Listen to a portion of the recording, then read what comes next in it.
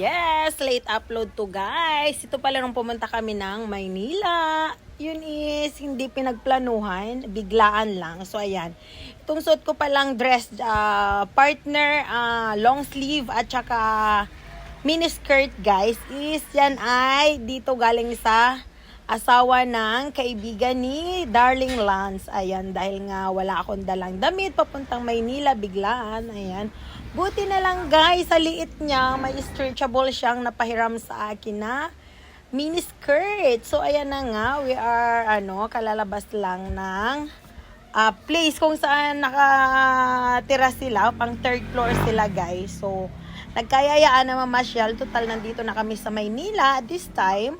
So nagkayayaan guys na para hindi naman sayang yung pagpunta sa Maynila. So mamamasyal kami kung saan pwedeng mamasyal. So dito nga guys, napagdesisyon na namin na kami ay sasakay ng boat. So ayan, pagkatapos nito guys, nag-jeep kami noon, tapos dito ang baba namin sa may sakayan ng bangka. Ayan. Bangka ang sasakyan namin guys papuntang Quiapo. Punta kami ng Quiapo guys. Ayan. So nakakatuwa naman dito sa loob ng terminal na to oh. Ayan, talagang ang ganda nung Valentine's area. Pwede kang mag-picture doon. Ayan. So ang nangyari guys, kailangan pa nating hintayin yung bangka kasi wala pang masyadong pasahero. Ayan. Nag-picture muna ako sa labas at bigla namang tumawag na guys. Ayan. So kung makikita nyo, sumakay na kami. Nagsuot kami ng life jacket for the safety ng mga passenger. So ayan, ang lalaki ng bellboard. Ayan, ang gaganda. So ayan guys, oh, tayo ay dadaan sa ilalim ng tulay. Sa ilalim ng tulay. Ayan. So, ayan, ang ganda ng kapaligiran, ang ganda ng weather guys, hindi siya mainit.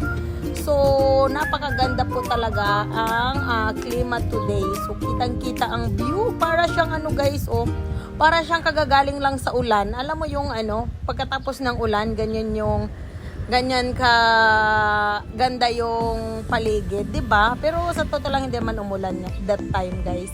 Ayan, so kasi ang time po nito is almost 4:30 ba? Oo, 4:30 or quarter to 5 na. So ayan, ang ganda guys dito. So another ulit ang ating sa tulay ulit tayo ang daan guys. Ayan, napakaganda talaga as in. 'Di ba? Ayan, so kung kayo ay hindi ko alam kung anong lugar nito guys sa Maynila, pero napakalinis. Dati daw to guys, punong-puno ng basura. Yun yung sinabi nung iba. Ayan. So, simula ata nung pinalinis na to, na-maintain na nila guys. So, 'di ba hindi nakakahiya pagka ganitong super linis po talaga. At saka hindi po malinaw ang tubig nito guys kasi hindi po ito hindi po siya dagat, para po siyang lawa. Ayan. So, ang tubig po nito ay tabang. Halo po yung dagat at saka yung parang ilog. Ganon. Basta lawa nga po. Ganon. So, ayan. Napakaganda talagang pagmasdan. So, ayan lang guys. Pasyal tayo dito. Manood kayo para kunwari ay kasama ko kayo na mamasyal. Ayan. Sabi pala ni Darling, ingatan ko daw yung aking phone at pag yun ay nahulog ay wala na. Bye-bye na sa ating iPhone phone. So, ayan. Sabi ko naman sa kanya guys is, syempre, hinawakan ko ng ayos. Diba? Wala na akong pang-upload. Kung yun ayun may kumakaway sa amin guys. Naglalaro silang basketball. Ayun, mayroon silang siguro mga 4 na katao doon guys. So, kumakaway sila guys. Nakakantuwa yung mga dito sa gilid-gilid guys. Pag may nakikita silang bangka, ayun, kumakaway sila. Ay, nag-emote-emote lang tayo. Ayan, na-appreciate natin yung bigay ni Lord. Thank you, Lord. At talagang sariwang-sariwa yung hangin. Ang ganda ng paligid, di ba?